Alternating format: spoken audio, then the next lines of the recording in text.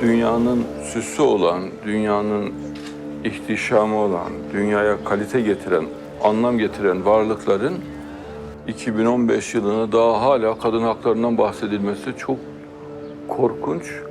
Böyle bir durum zaten hiç olmaması lazım. Baskı ve o baskının sonucunda cilt sağlıkları bozuluyor, saçlarının güzelliği bozuluyor, vücutları bozuluyor, neşeleri kalmıyor, sevinçleri kalmıyor. Adeta güzellikleri tamamen toprak olmuş oluyor, yok olmuş oluyor.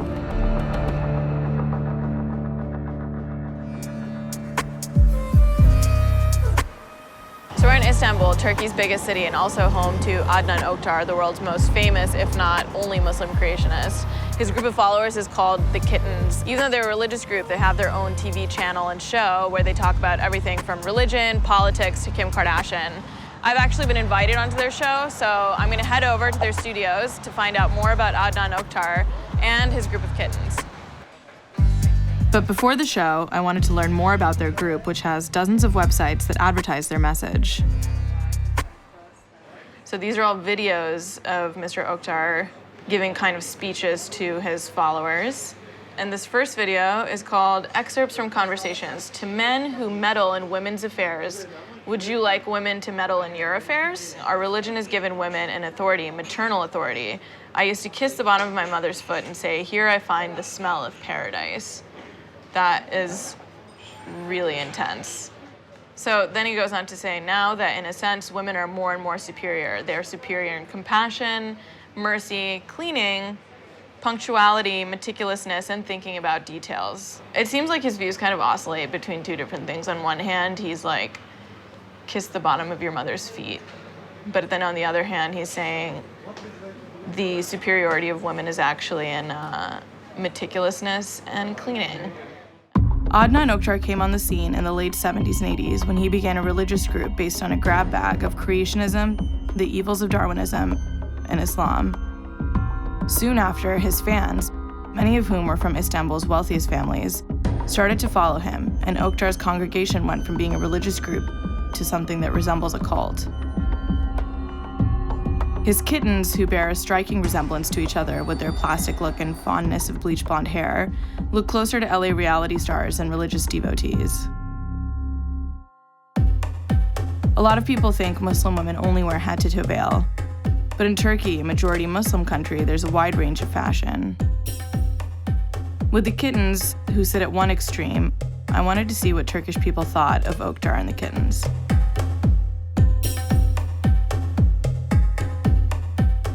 Do you know Adnan Oktar? Ya duyduk da şeyimiz yok. Herhangi bir bilgimiz yok adamın için. Yani öyle kadınlar, kızlar karışık bir durum yani. Dini bir işlerde bir alakası yok diye düşünüyorum yani. Olive Arculet, a prominent Muslim feminist, doesn't think looks have as much to do with Islam as people say, especially for women.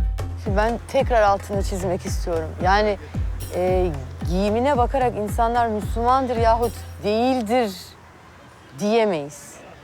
Vermem, yani vermemek daha doğrudur ama şunu biliyorum. Yani buradaki problem onların Müslüman olup olmaması değil. Buradaki problem onların hani kadınlara neyi yaptıkları ya da neyi reva gördükleriyle alakalı bir şey diyoruz. Ve bu eşitliği de öncelikle kadının erkek tarafından cinsel bir obje olmaktan çıkarılmasıyla mümkün olacağına inanıyoruz. Armed with some background knowledge on Oktar and a dash of Muslim feminism, I was ready to meet the kittens. Were they simply sexual objects or something more? So we're on our way to Adnan Oktar's studios called A9 Studios, but instead of driving straight there, we're actually meeting one of their followers, and he's going to guide us directly to his place. I'm not quite sure why, and they're being kind of cagey about it. It might be because they don't want us to know the exact location of their studio, but either way, I know that it's a big compound, and that's where Adnan Oktar lives with a lot of his kittens. Hello. Hi. Hi. Hi everybody. Meher, nice to meet you. Emre. Now we are going to studio. Okay. Then you will meet some our friends. Okay. And then you will see. Okay. Beni takip ediyorsun ha. That was ominous. He smelled nice. It still smells like him in the car. So this looks like a proper estate. our cameras can film here? No. No? Okay. So we should wait, I guess. Okay. Because of the security reason. Right away, our cameras were clearly making them uncomfortable. I spoke to Sarah. She said if we're not in the studios, we could film. As policy, we want to record with our camera, and we'll supply with all the recordings. Okay. Is that okay? Kendi isteğinize göre çekip onu biz daha sonra edit ediyor arkadaşlarımız. This is an editing Ya problem. uygun olan yerleri. Ama After a long back and forth, the only place I could speak openly was in the bathroom on a phone camera. So we've been told that we can't use our own cameras, even though I discussed beforehand to let our cameras shoot here. Seems like they have some sort of policy where we can only use their kind of shitty cameras. They're gonna edit it and give it back to us, so clearly they're really worried about their image, but we're gonna play ball, see what they're gonna do. Hello. Hi. My name is Ooktar. Nice to meet you. Very welcome. Hi. This is Mr. Ooktar's studio house. Great. Oh my gosh. This is like MTV Cribs.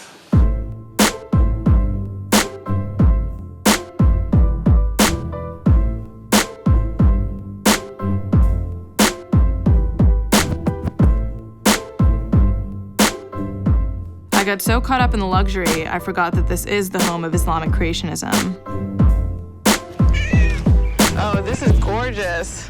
So what's this stuff? Well, here you see some paleontological evidences to show that the species did not evolve to each other. Okay. And these appear all of a sudden, the species. These are real fossils, as you see over here. For example, you see a seahorse 5 million years old here.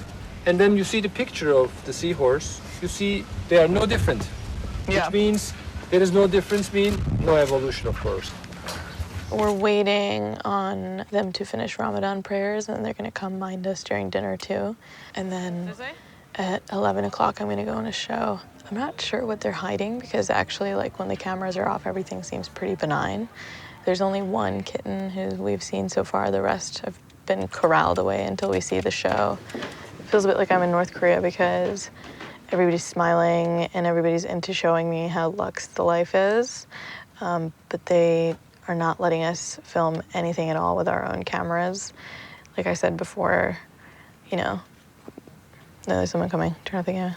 Turn it off, turn it off. In preparation for the show, I was plastered with makeup, but even that we weren't allowed to film. I never wear makeup, so it's new to me. Yeah. Okay. Yes, please. No good? Okay, thank you. Hello. Hello. Hi again. Welcome. But when I did finally get on set, there were only dudes, no kittens to be seen.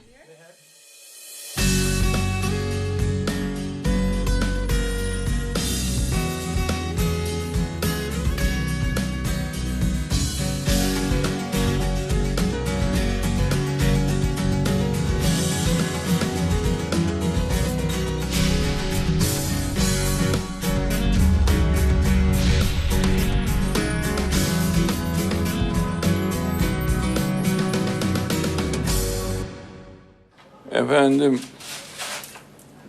merak ettiğiniz, konuşmak istediğiniz konular varsa hemen başlayabiliriz. Okay, so I came here because I'm making a TV program about women in Islam. I've noticed that we said in Turkey when we come here, it's very distinct because there are people who are covered and there are people who are not. Does he believe that women should be covered? Yani çok olağanüstü şartlar varsa, kadına rahatsız ediliyorsa, tabii ki kadın kendini korumak için kapanması gerekir. Cenab-ı Allah bu konuyu net bir hüküm olarak açıklıyor.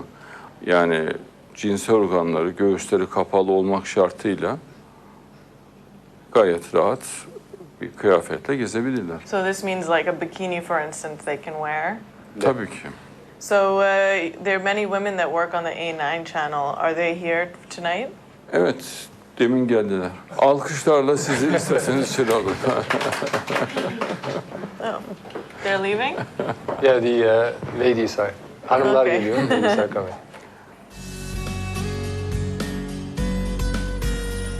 Şimdi bu güzel hanımla konuşmalarımıza devam edelim.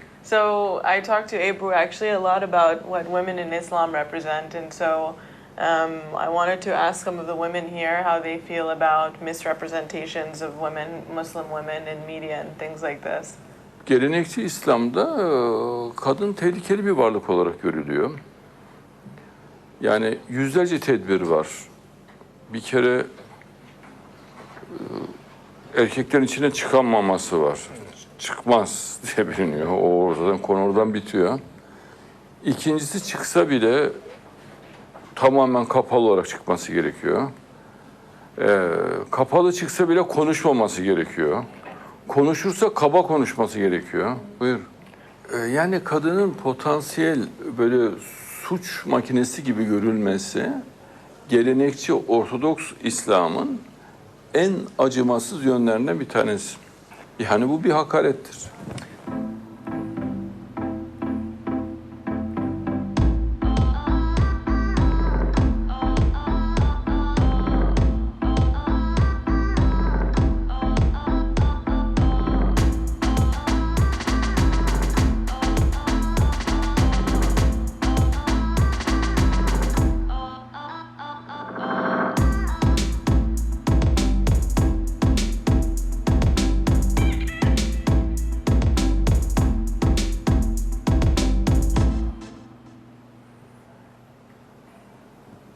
I'm wondering if it's okay for me to ask one of the ladies if they can tell me their story a little bit. Is that okay? Size acaba hanımlardan birisiyle onların hikayesini sormam uygun olur mu diye soruyor. Tabii ki. Of course. Sure. Okay. I don't know any one of you that wants to answer, but basically I was curious to know about how your life changed once you started following creationism and became part of the A9 team. Actually, a lot of things changed when I met him because, for example, when you look at us, all of us, and I'm sure you also realize it from outside, here women are always in front. We are not only equal, but we are always superior. So it's the best place for a woman to be in the world. Oh, great! So, because, for example, we have all seen the West and how they treat women. Yes, there is equality, but for example, when you enter a room, for example, in England, in America, there is no difference between a table and a woman in the room. But with him, for example, when a woman walks in a room, it's like an extraordinary being walks in a room. And he realizes every single detail. And, women can see a lot of details, and it's very important for a woman. For example, he realizes a very little thing you change in your character, in your appearance, you did about yourself, and it's very, it's very respectful. So we are being treated very respectfully, and it's the only place I can see in the world that this is being done in this level in the world right now. Is there a connection between the way that women are treated here and the creationism part of it?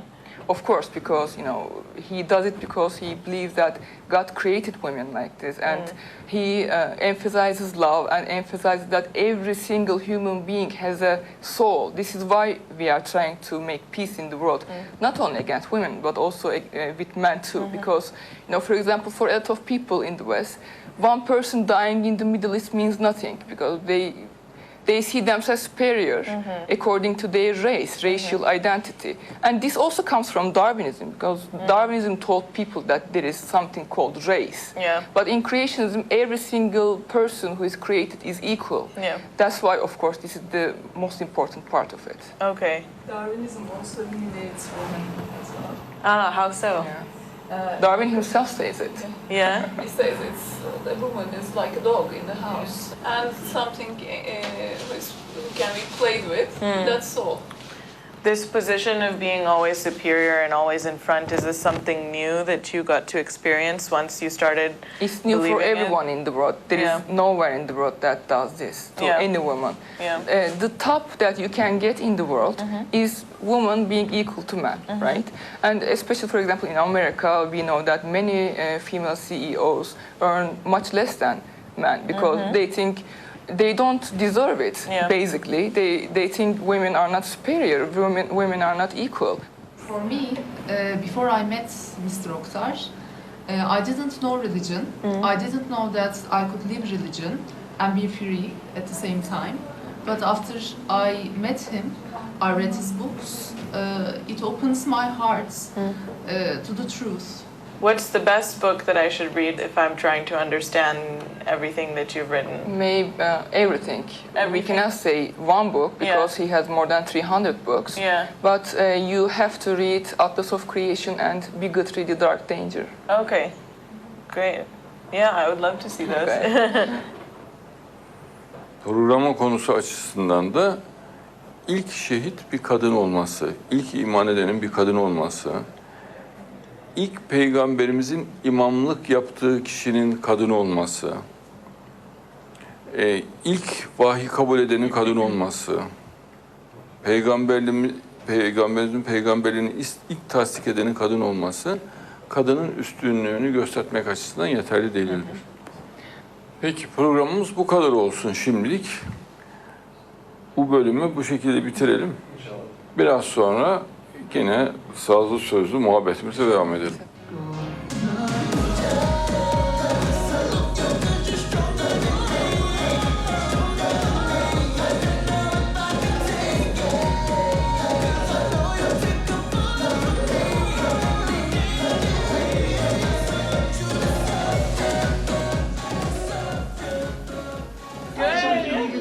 Beautiful.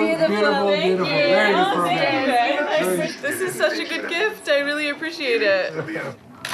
That was the weirdest thing I've ever gone through in my life.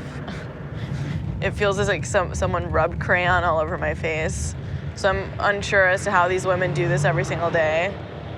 The makeup process was hidden from us. Their PR handler lady really didn't want anyone filming me getting my makeup done. On one hand, it's like they're trying to make these women look like real TV presenters, but then on the other hand, in the middle of while somebody's having a conversation about women and politics and Islam, their leader starts playing Sia and like weird top 40 remixes, and everyone has to start dancing in their chairs.